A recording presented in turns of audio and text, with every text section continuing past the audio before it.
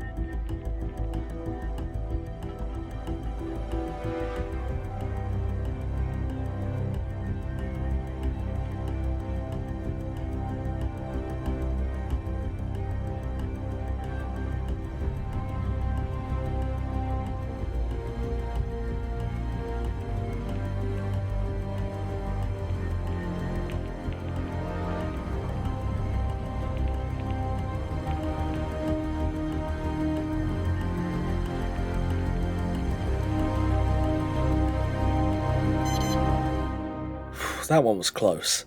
All we're missing are a few roof pieces and stairs to the entrance, but for 4 minutes work, I'm fairly pleased with that. The foundations definitely ate up a decent chunk of time. I was going to swap to pillars and ceilings for the third build, but I don't think we're going to have time for that. So we're now onto the final build with 8 minutes on the clock, and we're going to go for something a little more extravagant. With that, let the timer begin.